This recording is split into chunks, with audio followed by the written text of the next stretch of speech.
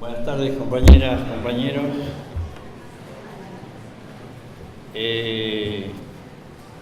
La verdad que después de escuchar a los compañeros del IME, habría que repensar cómo pensaba yo empezar esta charla. Y tengo que empezar diciendo de que hay una canción que dice que si la historia la escriben los que ganan, eso quiere decir que hay otra historia. Y a los obreros, a los trabajadores, nuestros enemigos de clase, la patronal, la burguesía, los capitalistas, nos quieren hacer creer de que los trabajadores no tenemos historia, que no tenemos tradiciones, que no tenemos experiencia y que siempre tenemos que empezar de cero. Y tanto la lucha de los compañeros del IME como las distintas luchas que venimos presenciando en la última etapa, en particular la que venimos dando los trabajadores del astillero de Santiago, y la lucha y la historia de los obreros ceramistas de Sanón, que está expresada en este libro que queremos presentar hoy, eso demuestra que sí que tenemos historia, sí que tenemos tradiciones, sí que tenemos enseñanza, que el objetivo del libro no es solamente un cuento de la enorme gesta con reconocimiento a nivel nacional e internacional que significa la lucha de hace 17 años que vienen llevando adelante los heroicos obreros de ceramistas de Sanón. Es un gran ejemplo porque tiene tanta repercusión la lucha de los trabajadores de Sanón que hay escritos libros, documentales, tesis hechas por compañeros intelectuales, por estudiantes de distintas carreras que toman la lucha de Sanón para presentar sus tesis a punto de recibirse.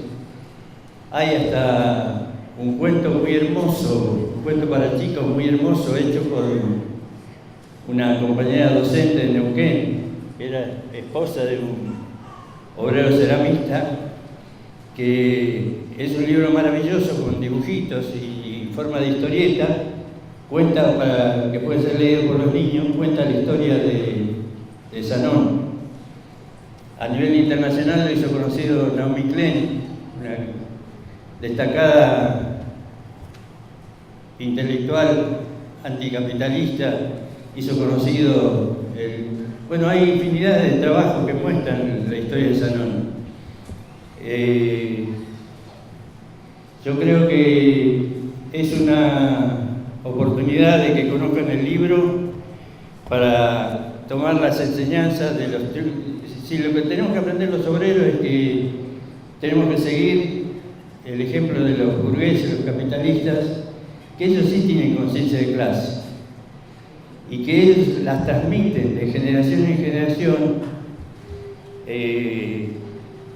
Por ahí le puede parecer raro, pero si uno pudiera leer, si los obreros pudiéramos leer, por ejemplo, el diario Ámbito Financiero, los días lunes tienen una sección que se denomina Charlas de Quincho.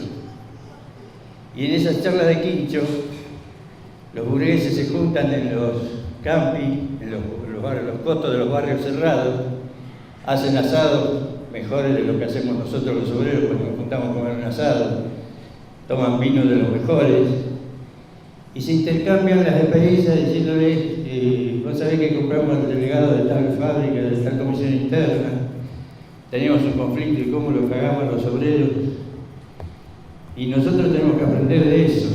Tenemos que aprender del nivel de conciencia de clase que tienen los burgueses, nuestros enemigos, y cada vez que nos juntamos a comer un asado, a jugar un partido de fútbol, a una charla de presentación de un libro como esta, tenemos que tratar de sacar las experiencias de las derrotas para no cometer los errores que se hayan cometido y de los triunfos para valorar todos los elementos que permitieron llevar ese triunfo, como el caso de los compañeros de IME que estuvieron expresando su satisfacción del logro obtenido de recuperar su puesto de trabajo. Entonces, en ese aspecto, yo no me quiero profundizar mucho en relación a que eso lo va a hacer Raúl. Yo quiero que esto no quede como una charla que únicamente hablamos Raúl y yo y ustedes escuchen de forma pasiva. Queremos ver si podemos hacer un intercambio como si estuviésemos en una reunión, que es eso, una reunión de trabajadores, de estudiantes, en las cuales podamos hacer un intercambio, en la cual puedan preguntar a ustedes distintas cuestiones que les parezcan importantes, que podamos sumar a la reflexión común que queremos hacer. Y yo me quiero referir a un aspecto que para mí, yo lo planteo en el prólogo, es uno de los aspectos más importantes que llevó adelante la experiencia de Sanón en el sindicato ceramista a poco tiempo de haberlo recuperado, que es algo visto en la historia de los últimos 30, 40 años, inédito, que es la reforma del Estatuto del Sindicato Ceramista. La mayoría de los compañeros trabajadores saben que cuando uno quiere participar en una agrupación antiburocrática contra los dirigentes de turno de los distintos sindicatos, lo primero que encuentra son las trabas estatutarias que les ponen la burocracia sindical para poder llevar adelante esa tarea. Y los compañeros lo primero que hicieron es eso, cambiar el viejo estatuto del sindicato ceramista por un estatuto que plantea, quizás algunos puedan pensar que es ciencia ficción, pero dice que los dirigentes sindicales tienen que cobrar lo mismo que cobran cuando estaban cumpliendo sus tareas en la producción. Es que su mandato tiene que durar 2 años, que no pueden ser reelectos, salvo que pase un periodo de 2 años para que puedan volver a ser reelectos. Que sus decisiones están basadas en el mandato de asamblea, que si no cumplen el mandato de asamblea, por una asamblea mayoritaria, por simple mayoría, pueden ser revocados sus mandatos por la decisión de los trabajadores. Y eso visto cotejándolo con las trabas que ponen los estatutos en los distintos sindicatos, parece algo de Argentina Año Verde, pero es algo que se puede hacer como lo hicieron los compañeros. Por eso yo lo resalto, que es uno de los aspectos más importantes para mí, para tomar en cuenta en toda la historia que va a desarrollar Raúl. Y vuelvo a insistir que lo que queremos hacer es una reflexión común entre todos ustedes, entre todos los compañeros trabajadores, los obreros, los trabajadores, los compañeros docentes de los distintos sectores de trabajo, los compañeros intelectuales que aportan con sus trabajos sobre el movimiento obrero, como la compañera Pato Collado, y los estudiantes que son parte de esa pelea que también cobró un papel preponderante en la lucha de Sanón, que es la unidad obrero estudiantil, que es la necesidad de desarrollar una juventud que esté al servicio de apoyar la lucha de los trabajadores, no solamente como un aspecto de solidaridad que es necesario en toda la lucha, sino como un intercambio colectivo que permita llevar adelante de la mejor manera posible la lucha de los compañeros. Yo quiero parar acá y darle la palabra a Raúl, porque me parece que es el actor principal de esta presentación del libro. Buenas tardes, compañeras, buenas tardes, compañeros. Agradecerles la presencia, que se tomen parte del día para venir a esta presentación. Es un orgullo, es un honor y una responsabilidad también.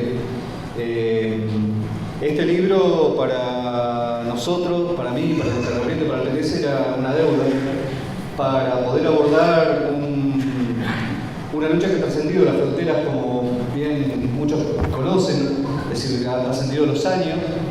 Han pasado como 7, 8, 9 presidentes ya desde que empezó la lucha del ceramista, y ha trascendido en el tiempo, como dice el título del libro, como una fábrica militante sin patrón.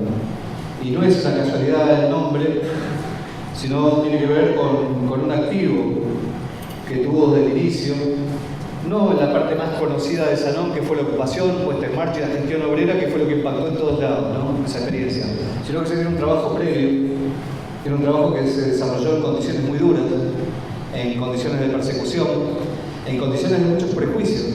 Cuando nosotros nos tocó Sanón, es hija, el proceso fuerte de Sanón, cuando emergió la lucha más abierta, fue en el 2001, cuando hubo un estallido en nuestro país. Hubo un estallido, cerraron más de 2.000 fábricas, los trabajadores desocupados se organizaban en un movimiento piquetero enorme, surgían muchas corrientes autonomistas, mucha gente de clase media que tenía sus depósitos ahorrados en los bancos, de repente vino un corralito y se quedó con toda la guita todo el mundo. Entonces salía gente hasta de clase media con buenos perfumes, buena ropa, a romper los bancos a martillazos, porque se quedaban con la plata de la gente. O sea, y un gobierno muy parecido al actual. Y una crisis que también se parece a la actual, desde un punto de vista, aunque esta crisis es más profunda. Entonces, Sanón fue parte de un proceso en el medio de una situación de explosión social. Nosotros como corriente política, como PTS, como partido, estábamos en esa fábrica, había un solo militante, todos los demás, porque en la fábrica históricamente había mucha persecución. Entonces no podía decir que eras militante, no podía decir que eras de izquierda. Yo cuando escuchaba al compañero de Lima recién decir esto de que estaba y se encontraba por primera vez ante una familia de izquierda, ¿no? Está bueno porque uno de los primeros prejuicios que tuvimos que vencer en Sanón fue todo el primer ataque que tuvimos, imagínense cuál era. Cuidado con los suyos, cuidado con la izquierda, cuidado que esos tipos tienen otros intereses. Fíjense a qué vienen a la puerta de la fábrica, ¿no? La patronal, la burocracia. Entonces, luchar contra los prejuicios, y en esos años, el PTS éramos una pequeña corriente de no más de 200 compañeros de todo el país que estábamos defendiendo nuestras ideas cuando todo el mundo cambiaba de idea. Cuando todo el mundo decía, bueno, la izquierda por ahí ya no es viable, entonces surgían movimientos autonomistas que decían, no hace falta partidos, los partidos de izquierda fracasaron, u otros que decían la izquierda fracasó por el muro de Berlín, etc. Y una corriente que se plantó y dijo, vamos al movimiento obrero. Incluso muchos compañeros y compañeras de otras organizaciones de izquierda decían, bueno, el nuevo sujeto social es el movimiento piquetero. Ahora, si vamos por los desocupados, por ahí viene la bolsa. Y nosotros peleábamos por la unidad de las filas obreras porque entendemos que la clase obrera siempre es el motor de la historia, aunque pueda estar aplacada, aunque pueda estar golpeada, que pueda estar atomizada. Quienes mueven los bancos, quienes mueven los medios de transporte, los colectivos, quienes garantizan sacar la basura todos los días, quienes garantizan son los laburantes, y es la clase obrera la que mueve el mundo. Y no es que nosotros como corriente política vemos a la clase obrera, una clase que entonces como somos buena gente vamos a apoyar pobrecitos, los obreros, pobrecitos estos trabajadores que están sufriendo. No, nosotros no lo vemos de esa manera. Vemos que están tocando un hermano de clase que tiene la potencialidad de transformar la sociedad. Que cuando se planta cambia la historia. Entonces eso que uno dice desde acá ahora, a veces es difícil de explicarlo. Salvo cuando hay un paro nacional, y cuando no se mueve nada y empiezan a llorar los millones que pierden por cada hora de paro, que no se mueve el transporte y demás. Ahí la burguesía, las patronales, los empresarios, que ningunean y que tratan como basura todos los días, se mueren de amor por los trabajadores, le pagan taxi, remise y le dicen vengan a trabajar. Pero bueno, esa fuerza no se puede mostrar todos los días. Entonces, en primer lugar, nuestra corriente es una corriente que centra su atención y su trabajo, sus esfuerzos, para que los trabajadores cobren confianza en sus propias fuerzas. Sepan la potencialidad que tenemos, cada uno de los compañeros y compañeras. Ahí está la fuerza de nuestra clase, y nuestro partido es un partido que se va a salir porque queremos revolucionar. Queremos no solamente el puesto de trabajo, no solamente queremos vivir una vida que merezca ser vivida. Ustedes saben que hace unos años lanzamos la consigna de trabajar 6 horas, trabajar todo con un salario equivalente. Y bueno, y parece una cosa loca de los zurdos. Sin embargo, es una cuestión de vida o muerte para nosotros. Cuando ellos hablan de crisis, en 2001, o hoy, cuando empiezan a hablar de la crisis, lo que están preparando es un golpe contra el pueblo trabajador. Y esto todavía no empezó. Hay golpes que están dando, son puntuales, pero la crisis todavía no se abrió. Por eso es muy importante prepararnos, y por eso para nosotros es tan importante hoy que el libro de Sanón salga a la luz, contando un poco la experiencia, pero no es un libro para quedar bien. Yo te lo decía en Neuquén, te lo decía en la otra presentación. no es un libro que hicimos para quedar bien con toda la gente, un libro de agradecimiento. Es un libro de lucha política. Es un libro que tiene la experiencia de las angustias, de las veces que comimos tierra, de las veces que nos derrotaron, de las veces que nos golpearon, de las veces que nos metieron presos 19 compañeros que tuvimos que sacar, de pasar 6 meses en una carpa viviendo de la solidaridad de los trabajadores, de familias trabajadoras que nos llevaban un alimento a la carpa, y con esta convicción, esto que decía Noelia, la compañera Noelia Barbeito recién, fue parte protagonista, lo mismo que Marcelo Mir, la compañera Marisol, que ahora están compartiendo la militancia por estos lares, pero así se forjó también una juventud y se forjaron compañeros y compañeras militantes que eran un grupito chiquito, era de Clave Roja, serían, no sé, 4 o 5 compañeros. Entonces iban a la puerta de la fábrica y los laburantes, mis compañeros, a veces le daban bola, a veces no le daban bola. Pero cuando empezó el conflicto eran los chicos de la universidad. Y entonces muchos empezaron a preguntar también, che, ¿qué vienen de esos pibes? Si son pibes universitarios, si son pibes que están estudiando una carrera y el día de mañana se van a recibir, van a tener una profesión, ¿a qué vienen a la puerta de la fábrica, a la carpa? Estaba buena esa pregunta y estaba bueno el diálogo. Venían porque tenían la expectativa y la convicción de que la clase obrera puede y está en condiciones y tiene la potencialidad de transformar la sociedad y que nadie se salva solo, por más carrera que tengan. Por más carrera que tengan. ¿De qué te sirve un diploma hermoso con millones de desocupados? ¿De qué te sirve un diploma hermoso y tener una carrera terminada cuando hay millones de desocupados, cuando hay hambre, cuando cierran escuelas, cuando cierran fábricas y vos vas a llegar a tu casa, a tu vecindario, a tu barrio y vas a tener decenas, centenares de pibes que no tienen que comer? ¿De qué te sirve una carrera hermosa si vos vas a ir a dar clase a una escuela y los pibes van a venir con hambre? Y no vas a poder darle solución. Por eso la apuesta es a por todo. Porque son ellos o somos nosotros. Pero ahora cuento algo sano. Pero esto tuvo que ver con esto, compañeros y compañeras.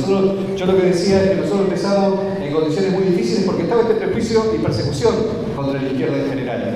Y una izquierda que en esos momentos ni de séptimo va a tener un diputado, ni un concejal, ni una comisión barrial tenemos. Claro, y nos hacían chistes, ¿no? Los peronistas, los radicales, los autonomistas, nos decían, pero ustedes son la izquierda del 0, nunca sacábamos más del 0,1%, el 0,5%, sacábamos el 0,6% y decíamos, bien, 0,6%. Nos votaron como 3.000 personas. Qué bien que fue. Nos fue espectacular. Y nos matamos pegando afiches, ni milanesa nos daban. No, porque lo hacíamos nosotros como parte de la militancia. Entonces era una izquierda que desde el punto de vista político nos tenía era como muy marginal.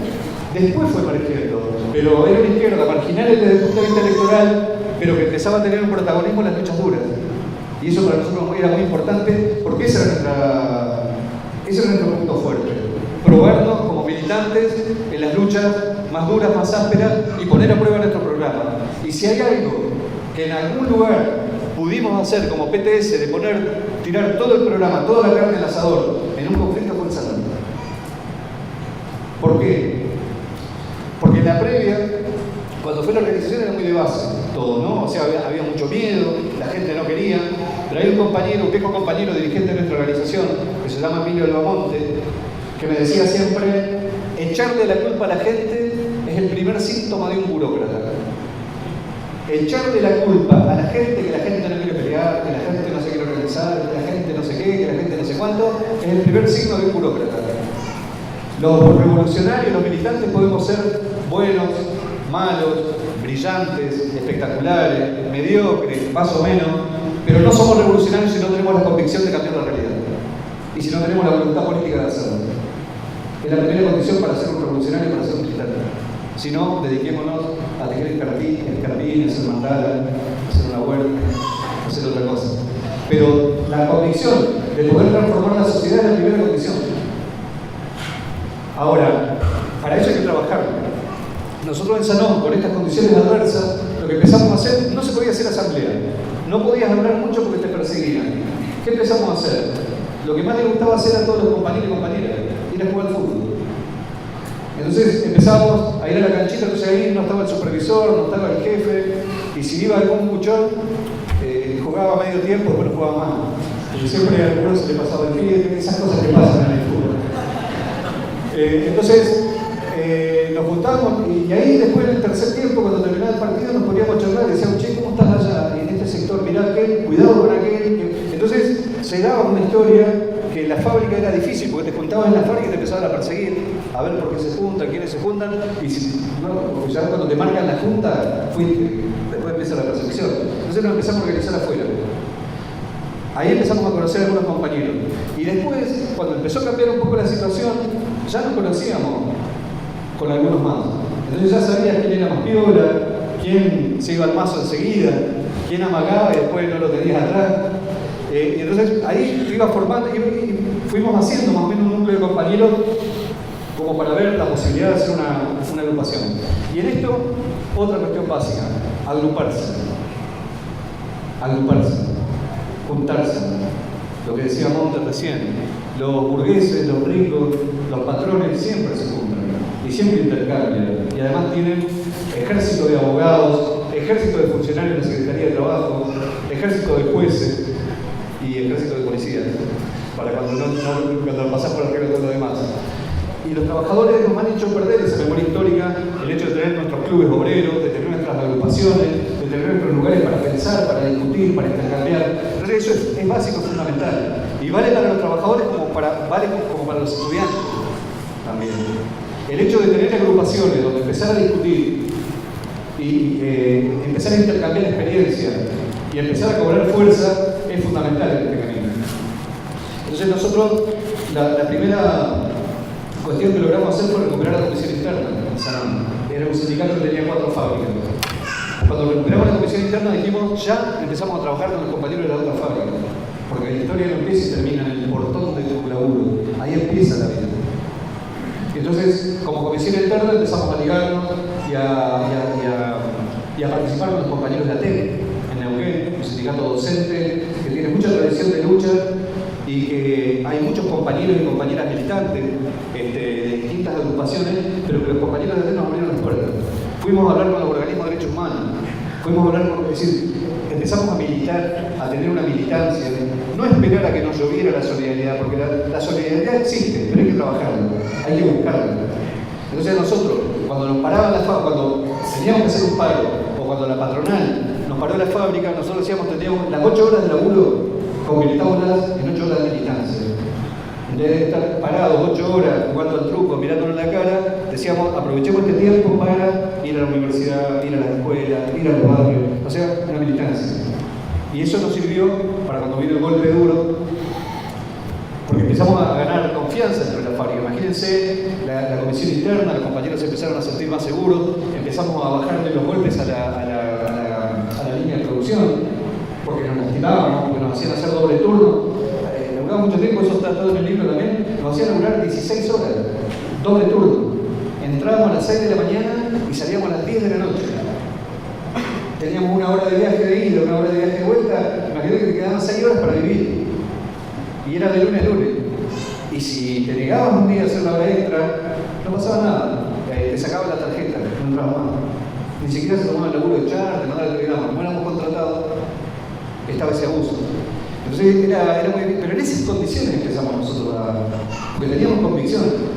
Y teníamos la firme convicción de que podíamos transformar esa realidad. Que más temprano que tarde eso iba a llegar. Y no llegó de la mano interna solo de Sanón. En Sanón empezamos a abrir los ojos cuando vino el primer Cutralcazo, cuando los trabajadores desocupados de Cutralcó y Presahuíncul empezaron a cortar las rutas en defensa de sus puestos de trabajo como desocupados. Entonces ahí muchos obreros de Sanón que pensaban que jamás le iba a llegar, que jamás le iban a tocar, empezaron a abrir los ojos y a decir, epa, eran obreros petroleros y de repente ahora están cortando una ruta por un puesto de trabajo. Y eso fue un cierto alerta que permitió también decir, bueno, viste, de eso hablamos cuando decimos que hay que agruparse, que hay que recuperar la comisión interna, que hay que empezar a tener reuniones para discutir cómo hacer, trazarnos un plan. Entonces, lo que no se aprende con el aviso previo que desde la izquierda podemos hacer, muchas veces se aprende con el látigo del capital, que lo hacen aprender los capitalistas a golpe. Entonces, es muy importante el trabajo previo, el trabajo preparatorio. Y ahora se vienen tiempos difíciles en nuestro país, en toda Latinoamérica. Ustedes saben, viene el G20, vienen los representantes de los países más verdugos del mundo, los que, tipos como Trump, misóginos, homofóbicos, que reprimen a los inmigrantes, que discrimina a los negros, se pelea contra las mujeres, contra la juventud. El tipo que tiene presos, tiene cárceles con nenes, con chiquitos menores de edad, porque son inmigrantes. Los mete presos, no sé si lo han visto en la televisión, cárceles enteras donde a los padres los deportan y a los pibes los encierran en jaulas como si fueran animales. Bueno, ese hombre viene acá a dar cátedra a la Argentina, a hablar de cómo se organiza el mundo, cómo se organiza la economía del mundo. Trump es con él toda una saga, ¿no? Desde Merkel, pasando por Temer de Brasil, que hizo un golpe de Estado en Brasil hace poco tiempo, que dio origen después a Bolsonaro, etc. Vienen de lo peor de lo peor. Digamos, y vienen a planificar a ver cómo avanzar. Bueno, esos tiempos son los que nos tocan vivir hoy y es sobre los cuales queremos que el libro de Sanón nos sirva, también desde ese punto de vista, como experiencia. Tomen lo que les sirva, pero vean qué se puede hacer. Nosotros cuando estábamos, la patronal de Sanón era una patronal muy poderosa, porque el tipo que era italiano tenía relación, vos entrabas a la oficina de personal cuando te querían meter miedo, te querían apretar, decían, bueno, que venga la comisión interna, nos vamos a contar a discutir, y entonces entraba a un salón y tenía cuadros como estos, pero eran cuadros del señor Sanón, no, el dueño de la fábrica, con Menem, el dueño de la fábrica con Alfonsín, el dueño de la fábrica con Duarte, el dueño de la fábrica con el cónsul italiano, el dueño de la fábrica, y así. Entonces el tipo te rodeaba y te mostraba el poder que tenía. Cuando inauguraron la planta de porcelanato, una parte moderna de Sanón, y esto está también en el libro y salió en los diarios de ahí, los tipos, para mostrarte el poderío que tenían, juntaron a todos los trabajadores en el playón de la fábrica, un playón hermoso, enorme, y bajaron en un helicóptero que aterrizó en el playón de la fábrica, como del cielo, ¿no? Venía el patrón, venía Menem, venía Sovich y venía la autoridad, el jefe de la policía. Luego bajaban en el helicóptero y todos los obreros tenían que estar ahí esperando a ver cómo bajaban, como si fueran, no sé, los Reyes Magos. Y todo el mundo tenía. Entonces, claro, muchos compañeros decían, estos tipos no hay con qué darle. A estos tipos no hay con qué darle. Y cada vez que se pudría en la fábrica, había una rebelión, quedaba el tendal de despido. Bueno, hacía falta una corriente de la izquierda que habíamos aprendido que la lucha no empieza cuando uno prende la tele, la película no empieza cuando uno prende el televisor. Muchas veces la película viene de mucho antes. Entonces, la clase obrera tiene tradición, la clase obrera tiene historia, el movimiento obrero estudiantil tiene una historia enorme. Entonces, yo siempre cuento que si hay una cosa que a mí me sirvió muchísimo, por ejemplo, que me impactó, que me gusta mucho y se lo recomiendo, hay un libro de un obrero norteamericano, James Cannon, bueno, falleció el hombre, pero el fundador del SWP norteamericano, por Partido Socialista de los Trabajadores en Estados Unidos, que eran un grupo de trotskistas. Entonces hay un libro que se llama Historia del trotskismo norteamericano. Pero está espectacular, porque el tipo lo que cuenta que eran un puñado de militantes de izquierda, no trotskistas, un puñado así, que cuando querían hacer un acto político, venían los estalinistas y rompían la cabeza, no lo dejaban ni siquiera hacer un acto, hacía mucha persecución.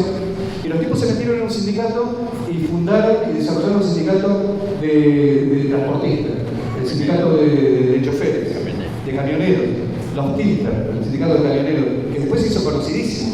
Incluso hay películas de sindicato de los Tiltar, hay una que está de una manera increíble. ¿Cómo? FIS se llama, ¿no? Sí.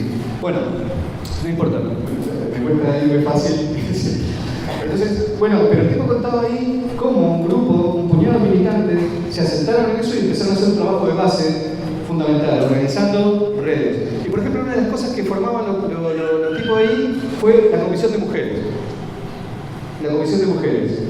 Y organizaban a todas las esposas, familias, hermanas, y con la Comisión de Mujeres decían que para ellos, y estoy hablando de los años 30 en Estados Unidos, en una crisis terrible también, con millones de desocupados. Bueno. Entonces, la Comisión de Mujeres que se organizaba, iban a los medios, iban al supermercado, iban muchas veces a las reuniones, con total personalidad, con total... ¿no? Y me acordaba cuando hablaba el compañero del IBE de esto también, ¿no? Es parte de nuestra tradición histórica, muchas veces olvidada, pero que resurge, ¿no? Y Y es muy importante lo que ustedes puedan transmitir de acá para adelante. Esta organización también. Bueno, Comisión de Mujeres, boletines. Escribí boletines para poder hablar con la comunidad, hablar con otros trabajadores y transmitir la situación que nos estaba pasando. Entonces, armamos una comisión, la Comisión de Mujeres, la Comisión de Prensa para difundir, comisiones de solidaridad. Bueno, nosotros nos copiamos casi literalmente el Sanón de toda esa tradición, de toda esa historia. Nos copiamos casi literalmente. Comisión de Seguridad. La Comisión de Seguridad, que en el caso de Sanón, nosotros al principio, como se empezaron a hacer huelgas con piquetes, entonces empezamos a decir, bueno, los compañeros que estén dispuestos para armar piquetes en distintos lugares, y ahí se fueron forjando, se fueron formando también compañeros que decían, mira, déjame a mí, y se fueron forjando compañeros que podían estar al frente, entonces eran nuestros grupos de autodefensa también. O sea, nosotros garantizamos la actividad, y si nos reprimían, teníamos con qué defendernos, teníamos cómo salir, teníamos con compañeros, ahora no, que iba a un grupito aislado, que se hacían los locos, los ponen, siempre controlado por la asamblea. No un loquito solo que era más malo que el otro, más capo, no pasaba por ahí, sino pasaba por la conciencia de que los trabajadores tenemos derecho no solamente a luchar, sino también a defendernos. Eso que fue como una semilla, cuando fue la ocupación de Sanón, jugó un rol importantísimo. Porque entrar a una fábrica y tomarla, le digo, es relativamente fácil. El tema es quedarse. El tema es cómo sostener. Cuando empiezan a venir las órdenes de desalojo, cuando empiezan a venir las amenazas, cuando empiezan a presionar a tu familia, cuando empiezan a presionar de la misma fábrica. Entonces, tomar una fábrica sería muy liviano decir que la toma cualquiera, pero la toma cualquiera. Hay que tener una decisión. Pero para tener una toma con una proyección, hay que planificarlo. Y hay que tenerlo preparado. No es llegar y tomar. Entonces, eso para nosotros, el trabajo previo fue fundamental. Y tener una estrategia, tener un norte, un horizonte. Nosotros, esos trabajos preparatorios nos llevaron a que después de muchos conflictos, cuando la patronal dijo cierro, ese fue el golpe final, con ese nos mataban, porque nos apagaron los hornos y dijeron cierro. Entonces ahí se nos complicó el tema, porque ahí había que dar cualquier corriente sindical, cualquier sindicato y cualquier partido patronal, lo que nos aconsejaban era, bueno, muchachos, darle la mejor indemnización posible, ya van a conseguir trabajo. Y nosotros dijimos, no, hay millones de desocupados y los puestos de trabajo están acá. Nosotros hemos dejado la vida dentro de la fábrica, entonces no la vamos a regalar. Si nos tenemos que jugar el pellejo en una, que sea por algo grande, no por un plan arriba de una ruta, porque teníamos la posibilidad, teníamos la fábrica ahí. Entonces, ese fue el paso que dimos en Sanón y tocamos lo que es más santo para este sistema capitalista, que es la propiedad privada. Vos podés pelear por salario, podés pelear por condiciones de trabajo, podés pelear por muchas cosas y más o menos puede andar, pero tocar en la propiedad privada y te declaran la guerra. Entonces nosotros sabíamos que iba a ser así. Porque imagínense, las cámaras empresariales, todos empezaron a decir, ¿cómo? Usurpadores, toman una fábrica y ni siquiera la habíamos puesto en marcha todavía.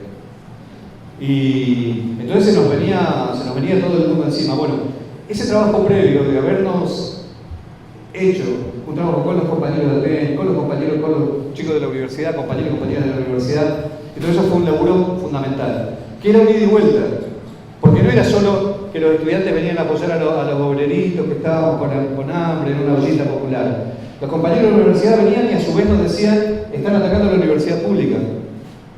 En esos momentos había leyes para recortes de educación, se estaba discutiendo la ley federal, que estaban recortando, entonces era de ida y vuelta. Hacíamos cortes de puente, hacíamos acciones en común, hacíamos columnas que bajaban desde la universidad con obreros y estudiantes. Y eso, cuando se desata esa chispa, es impresionante. Y esa chispa no terminó en conflictos, en defensa de Sanón y en defensa de la universidad. Eso después se transformó en un acuerdo marco que rige hasta el día de hoy, después de 17 años, un convenio que firmó la gestión obrera de Sanón con la Universidad Nacional del Comahue de colaboración recíproca, donde la gestión obrera de Sanón se compromete a defender la universidad pública y la universidad pública se compromete a aportar conocimiento a la fábrica. Eso, compañeros y compañeras, no cayó del cielo. Eso, me corregirá el compañero y amigo Eduardo Molina, pero fue parte del patrimonio también del movimiento obrero boliviano, con un pacto obrero universitario que hicieron entre el movimiento obrero minero en Bolivia con las federaciones estudiantiles en Bolivia. Entonces se dan cuenta que el nacionalismo no sirve para nada, que en realidad la clase obrera es una sola, no tiene fronteras, pero no es de discurso, es retomar las mejores tradiciones. Y eso es lo que intentamos hacer en Sanón humildemente, retomar las mejores tradiciones y darle vida a ese programa que es patrimonio. Y por eso este libro también es un programa. No es para caerle bien a nadie. Al revés, yo creo que va a generar polémica. Pero así como también como generó polémica Sanón desde el primer día de Guzmán. Generó muchas polémicas. Entonces, no queremos caerle bien a la gente. Queremos despertar una polémica. Queremos que sea disruptivo. Entonces, Sanón, con los trabajadores de la educación, con los estudiantes, con el movimiento obrero estudiantil, ¿no? Con los estudiantes secundarios también en esos momentos. Cuando quisimos largar la producción, todos los empresarios de la región dijeron: no se le vende nada a Sanón, porque están usurpando, son obreros que están usurpando, son usurpadores, es ilegal lo que están haciendo, porque no teníamos ni un papel, nosotros lo habíamos ocupado y está muy adentro nomás, y queríamos largar la producción. Entonces teníamos un cerco enorme, y nadie nos vendía nada para poder producir. Y entonces en un momento estábamos ahí y caen los compañeros de la Confederación Mapuche de Neuquén. Entonces muchos obreros decían: ¿qué tienen que ver los obreros con los mapuches? Ahora lo de Sanón, amigos de los mapuches, amigos de los estudiantes, amigos de los docentes, amigos, y ahora de los mapuches. Bueno, pero había una cuestión común. Los compañeros de la Confederación Mapuche fueron a ofrecer sus arcillas, que es un insumo fundamental para la producción de cerámica. Y fueron a decir: si ningún patrón les vende, acá está nuestro territorio recuperado para ponerlo a disposición. Y eso fue impresionante, porque nos permitió también hablar en la asamblea de Sanón y explicarle a nuestros propios compañeros que muchas veces trataban a los mapuches de estos indios, estos indios, qué sé yo, estos tipos, yo no sé por qué pelean. Se entendió profundamente que el Estado capitalista no solo explota a los obreros, sino oprime a nuestro pueblo originario y los ha saqueado históricamente. Y encontrarnos esa conjunción de nuestro pueblo originario con obreros de lucha, para nosotros nos enriqueció de una manera impresionante. Y ahí muchos compañeros, incluyéndonos a muchos de nosotros, yo personalmente aprendí muchísimo también de escuchar, de intercambiar, porque lo hicimos con total respeto. Y eso es importante también, porque hasta ahí, hasta ese momento, nuestra corriente, imagínense que todos los años anteriores estábamos matándonos y defendiendo que la clase obrera existía. Porque todo el mundo decía: ya desapareció la clase obrera. Imagínense hablar del pueblo original y entrarle a toda esa discusión que tiene antecedentes también. Hay un revolucionario, un marxista latinoamericano, Mariátegui, que ha escrito mucho también sobre eso. Y hay textos que son polémicos, pero están buenos, han sido muy buenos aportes. Bueno, nosotros lo retomamos de Sanón y le dimos vida y se transformó en fuerza material. Y entonces uno de los primeros cerámicos que salieron bajo gestión obrera fue la línea Mapuche, que fue un acto de desagravio, porque el dueño de la fábrica era italiano, todos los cerámicos estaban en italiano, todo italiano. Entonces, cuando después de eso empezaron a salir la línea de cerámicos Mapuche en Sanón, y fue una muestra también para nosotros tomar sus demandas y hacer visible las demandas del pueblo originario, y de ello de soldar esa alianza que era fundamental para nosotros. En esos meses también pasamos porque los amigos, los adversarios y los enemigos se ven en los peores momentos, ¿no? Cuando está todo bien, más o menos uno se puede caretear, pero cuando está complicada la situación, ahí es donde uno verdaderamente mide quiénes son los amigos y quiénes son los enemigos, ¿no? Y les contaba que habíamos estado 5 o 6 meses en una carpa afuera. Atrás de Sanón, atrás de la fábrica, hay una cárcel de máxima seguridad. Hay un penal enorme, la unidad 11. Y de repente vienen el Seiruco y nos dicen: compañeros de Sanón, les traemos una nota porque los internos, los presos de 3 pabellones, se pusieron de acuerdo para donar sus raciones de comida para aportar a la olla popular.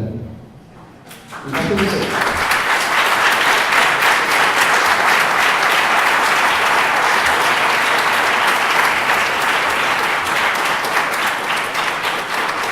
Fue una cosa terrible porque vos te ibas dando cuenta de la magnitud y la profundidad que tenía la lucha de Sanón. Que no era la lucha por una cooperativa, que trascendía la lucha por una cooperativa, que trascendía la lucha por el puesto de trabajo, que se había transformado en un emblema de lucha contra el sistema capitalista.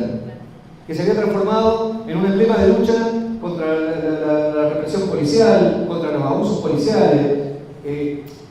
Después nos hermanamos muchísimo también con los compañeros y compañeras desocupadas. En principio, les cuento la verdad, nos encontramos en la calle porque había una marcha de ellos, una marcha nuestra, y en el momento dijimos, loco, pará, a ver, espérenos, y nos empezamos a cruzar y fuimos a hablar con ellos, y les dijimos, bueno, compañeros, ¿cuál es la de ustedes? Y había muchos compañeros que habían sido ex militantes, que habían estado en la UOCRA de Neuquén, que es otro sindicato que ha tenido Victoria en su momento, y que estaban desocupados y que estaban habiendo formado el movimiento de trabajadores desocupados de Neuquén, el MTD. Entonces empezamos a decir la necesidad de pelear en común y de aunar acciones. Pero le dimos 2 o 3 vueltas de tuerca a eso, porque dijimos, acá no se trata, compañero y compañera, de que yo te apoye a vos, vos me apoyes a mí, y nos apoyamos juntos y así vamos. Dijimos que hay un problema de fondo, que es que el mismo gobierno, el mismo Estado que les niega el trabajo a ustedes, es el mismo Estado que nos oprime, que nos persigue. Entonces empezamos a ver que a Zanón le podíamos dar una vuelta de tuerca en el programa, en la demanda, que no era solo reapertura de la fábrica, los puestos de trabajo y demás, sino decir la estatización de Zanón para la generación de un plan de obras públicas que le dé trabajo a miles de compañeros desocupados, que construya escuelas, que construya hospitales, que construya centros de salud. Entonces, el programa se transformó en una herramienta enorme, porque ya no era la lucha nuestra nomás, era la lucha de un montón de gente. Porque imagínense plantear la necesidad de un plan de obras públicas, también simpatizaban las familias que no tenían vivienda, que viven, y está lleno de Neuquén, gente que vive en casillas precarias, de cantonera, de bolsas de nylon. Entonces, cuando nos escuchaban decir que queríamos vivir planes de vivienda, que queríamos vivienda para todos y que un plan de obras públicas, decían, está bueno lo de Zanón, porque no están peleando solo para ellos, esa pelea también es mía. Entonces no solamente se compartía la lucha, sino se compartía el programa. Entonces los trabajadores de la salud también lo tomaban como propio. Incluso los trabajadores de la educación también lo tomaban como propio cuando reclamaban aulas, cuando reclamaban escuelas en los lugares. Entonces ya el programa nos unía de una manera más profunda. Entonces el programa, que puede ser un pedazo de papel escrito, y el papel aguanta lo que le pongas, ¿no? Vos podés poner cualquier cosa en el papel y no importa, dale un papel. Pero cuando eso lo transformás en carne viva, cuando lo transformás en militancia, empieza a tener una fuerza social importantísima. Y eso fue lo que nosotros del aporte programático también. El movimiento estudiantil con los presos, con los barrios. Bueno, después, pues estaba acordando, pues me voy a olvidar igual. Ya está, me voy a olvidar de muchas cosas. Con los organismos de derechos humanos también fue una cosa especial. Porque ustedes saben que, como pasa en todos los ámbitos de la militancia, suelen haber discusiones, suelen haber diferencias, suelen haber divisiones. Entonces había algunos organismos que no se hablaban con los otros. Es lo que pasa en toda familia comunista. Y bueno, pero con lo de Zanón se dio la particularidad que todos vinieron. Y las madres de Plaza de Mayo del Alto Valle fue la primera vez en su historia que cambiaron la vuelta que dan siempre en el Monumento a la Madre y fueron a dar la vuelta a la ronda a Zanón. Y eso para nosotros fue impresionante. Porque pudimos empezar a explicarle a los obreros de Zanón qué habían sido los 70, qué había sido la dictadura militar. Que para muchos laburantes, no sé yo, y más ahora, yo creo que han pasado muchos años más, parece que la dictadura, uno habla de la dictadura y parece que estuviera contando un cuento de la historia antigua, no sé. Y para los obreros de Zanón también. Pero es muy importante por algo que dijo Montes también acá. Las patronales, la burguesía, ha tenido un hilo de continuidad desde los 70 hasta acá. Los tiempos se han pasado de generación en generación, han transmitido la experiencia de cómo joder al laburante, de cómo explotarte mejor, de cómo transformar cada movimiento, neutralizarlo y volverlo en contra.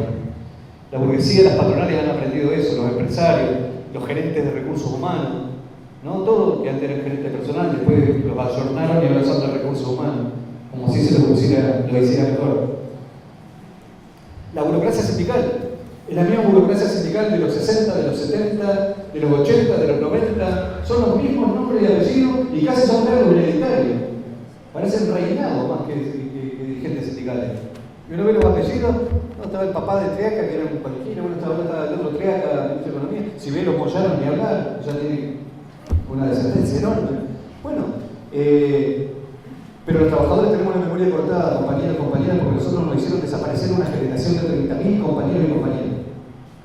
Entonces costó mucho establecer esos hilos de continuidad con la lucha de los 70, con la lucha de muchos jóvenes, de miles de trabajadores que dieron su vida para transformar la sociedad. Y eso parece que estuviéramos hablando de historias antiguas, estamos hablando de los 70, donde hubo un momento donde los trabajadores, los estudiantes forjaban organizaciones y querían tomar el cielo por asalto, decían basta, y bueno, eso lo cortó una dictadura militar, fue la única manera de frenarlo. Y nosotros tenemos la responsabilidad de alguna manera de levantar su bandera otra vez. Por eso el Sanón, esta fábrica Sanón, que la fundaron en la dictadura militar, la fundaron en el año 78, en pleno mundial, con los jefes del ejército y todo eso, cuando ocupamos la fábrica y entraron a la madre Plaza de Mayo, fue romper ese muro que habían puesto entre las generaciones anteriores y las generaciones actuales. Y a nosotros eso fue un motor de moral enorme, porque aprendimos, muchos compañeros de golpe, que tenemos una historia, y que tenemos una historia para continuar. Entonces, eso para nosotros fue un hecho fundamental. Después vinieron toda la movida de artistas, vinieron, bueno, todo lo que fue pasando, ¿no? Todo lo que fue pasando. Pero, entonces, Sanón se transformó, eso tuvo esa profundidad, porque fue una fábrica militante siempre, que no nos volvimos en el laboratorio. No es que hacíamos una cosa y después te quedaba. Decíamos, compañero, la lucha es superior. Es que teníamos una mirada anticapitalista. Sabemos, compañeros, y esto también lo que queríamos dejar escrito, las derrotas o las victorias sindicales son tácticas, son momentáneas. Uno puede ganar o puede perder una lucha. Lo importante de cada lucha es lo que queda como aprendizaje y lo que queda agrupado, lo que queda organizado. Porque si hay una lucha uno la puede ganar o la puede perder, pero la clave es si queda organización de esa lucha. Uno puede hacer una lucha muy bonita, ganar de la mejor, después te colgás y te pasan por arriba 10 veces de vuelta. Ahora, si una lucha deja compañeros como los de Dime que estaban hoy, y que ellos se sientan a partir de su lucha como parte de una familia que está luchando por cambiar este sistema de rotación, esa lucha es una victoria hasta el final. Porque dimos un paso adelante enorme en organización. Y esto también es importante, porque de ahí se van forjando también los compañeros y compañeras que después les pueden hablar a miles, porque hasta ahora no está la clase obrera luchando a la altura, porque tenemos una burocracia sindical que tira para atrás, tenemos a sectores de la oposición, kirchneristas sobre todo, que hablan en 2019, quédate tranquilo que ya va a venir el 2019, ya van a ver el 2019, y te hablan del 2019 y no miran Brasil, que en Brasil, tanto especular con que iba a volver Lula, ahí no tenés a Lula precio y a Bolsonaro en el gobierno. Es como bailar en el Titanic. Entonces nosotros no podemos esperar el 2019. La historia se construye día a día, se construye hoy. Y lo que no se lucha hoy se paga caro mañana. Por eso también es un llamado a la organización, a agruparse, a que estas experiencias no queden en el vacío, no queden como un hecho y que después se diluya. Pero bueno, yo lo que tiene este libro, compañeros y compañeras, es la historia de vida desde adentro y tiene este hilo rojo de militancia, de saber que esta historia no la inventamos nosotros. Nosotros mamamos, nos educamos, aprendimos de muchos obreros que antes de nosotros dieron la vida por esta pelea. De muchos estudiantes que forjaron un centro de estudiantes y demás, pelearon por esa recuperación. O sea, tenemos historia, queremos recuperar lo mejor de esa historia justamente para hacer organización y prepararnos para lo que se viene. Porque los trabajadores más temprano van a luchar. Pero para que esa lucha no caiga en saco roto, para que esa lucha no sea en vano, tenemos que tener agrupaciones, tenemos que tener una gran organización, una gran familia de izquierda revolucionaria dispuesta a tomar el cielo por asalto. Porque nosotros no lo hacemos. Porque el hecho de ser bueno o mala gente es un problema de programa, casi. Es un problema de los objetivos. Porque incluso nosotros acá seguramente tenemos nuestras miserias, tenemos nuestros puntos a favor, nuestros puntos en contra, pero lo mejor que tenemos ahí, lo que tenemos de bueno es un programa, y es la convicción y el objetivo de formar una organización de los esclavos insurrectos, porque si no, no hay solución. Nosotros podemos, y esto también lo decíamos, nosotros podemos hacer 10 Sanón, ¿no? Y en Sanón, cuando ocupamos la fábrica, empezamos a producir, hay asamblea, todo se decide ahí, muchos dijeron, es el socialismo, ¿no? Qué bárbaro, entran, son todos compañeros. Pues eso siguió pasando, esto es verdad. Por ejemplo, en Sanón, los cargos se votan en la asamblea. Entonces, hoy te toca estar en el personal, mañana te toca estar en la línea, mañana te toca estar barriendo. Eso se vota.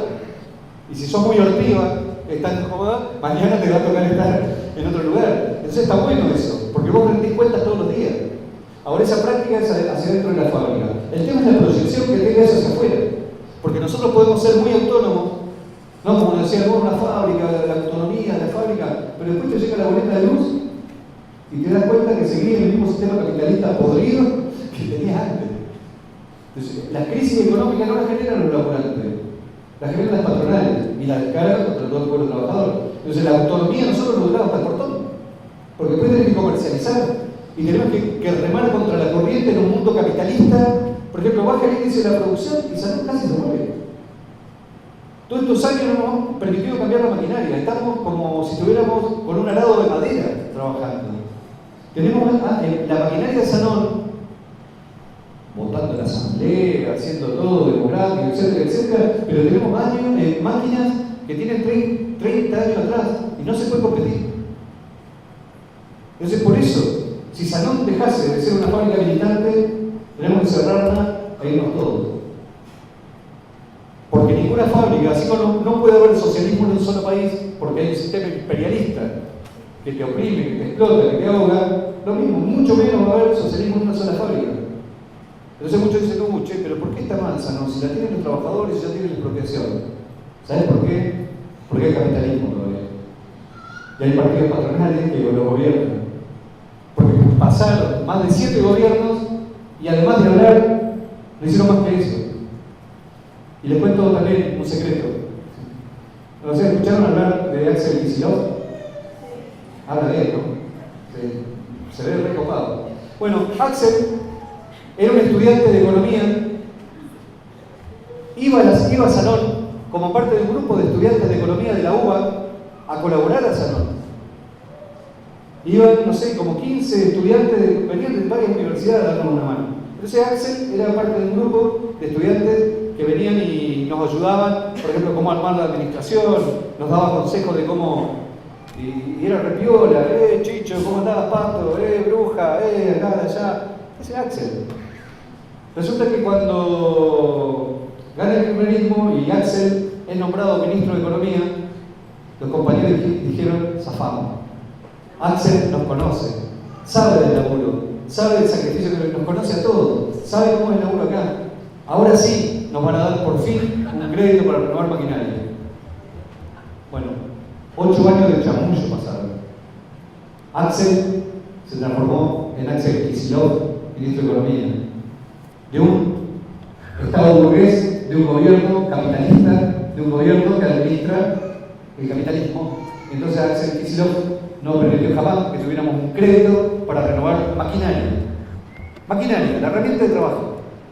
¿Por qué? Porque es mejor tenernos a raya y tenernos todo el tiempo pidiendo una vez un subsidio, una vez un plan, a que los trabajadores se independicen y lo puedan hacer de forma autónoma. Entonces, como Sanón jamás se vendió ni jamás transó con ninguno de los gobiernos, el castigo fue: no hay crédito para Sanón con ninguno de los gobiernos. Con ninguno de los gobiernos. Ni siquiera con el viejo Axel, que ahora da cátedra de cómo habría que negociar con el FMI. Pero digo esto porque no nos lo contó nadie. Y también lo escribimos en el libro, porque vieron que a veces los relatos se cortan y parece que hubiésemos vivido hace unos años en el socialismo y que ahora vino el malo de Macri, pero no fue tan así. Digamos, nos comimos balas de goma, gases, nos comimos represiones. En Neuquén nos comimos una represión de más de 8 horas y causas penales por enfrentar a Chevron, que no fue invento de Macri, o sea, ya venía, es parte de la herencia que nadie reniega. Entonces, es importante esto porque nosotros queremos, desde un relato de los trabajadores, también sacar conclusiones, y sacar la conclusión más importante de todas, y voy a parar acá porque ya me estoy yendo demasiado, me extendí mucho, discúlpenme, pero es la necesidad de organizarse, luchar, la necesidad de forjar agrupaciones. Sería fantástico que los compañeros del INE no se disuelvan ahora en la nada y puedan quedar organizados y les puedan transmitir ustedes a miles de trabajadores que tengan los mismos problemas y que ustedes se los puedan transmitir. Y digan, mirá, así es. Con esta gente se puede luchar. Y esa transmisión no la puede hacer nadie por ustedes.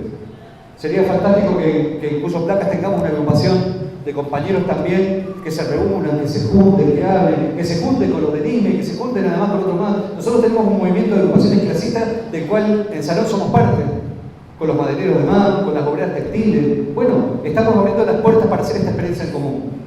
No le decimos que compren todo el paquete, pero hagamos una experiencia en común, compañeros y compañeras. A la juventud, que apueste, que haga una apuesta, que ponga una ficha en la clase obrera, porque es la que maneja la historia. Y nosotros los trabajadores, con los estudiantes, no los tomamos como pibes de los mandados que nos traen el fondo de huelga, nos traen la yerba o nos ayudan a cortar una calle. Los respetamos profundamente porque aspiramos a que pongan su profesión al servicio de la causa de la clase obrera. Es con todo ese respeto de parte de los trabajadores hacia el movimiento estudiantil y hacia los intelectuales. Tenemos mucho para hacer en común y esa fuerza es la que tenemos que organizar. Por eso también estamos lanzando nosotros ahora la necesidad de un partido unificado de la izquierda clasista en nuestro país. Bueno, nosotros los que tenemos esta experiencia queremos aportar un granito de arena en esta experiencia también en esta tarea.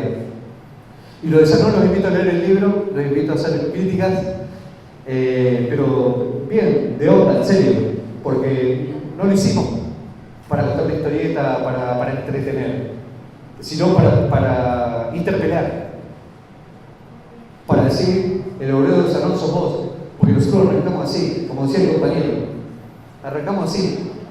A mí, nosotros somos 3 hermanos que los crió mi vieja sola, y era obrera de la fruta, y empezamos a laburar a los 12 años, los 3. Mi hermana, mi hermano y yo, empezamos a los 12 años empezamos a laburar. Y yo al principio milité en la iglesia católica, militaba con Jaime de Nevares en Neuquén. Y después me di cuenta que no alcanzaba. Cuando vino la dictadura y vi el rol de la iglesia como institución, dije, no va por acá.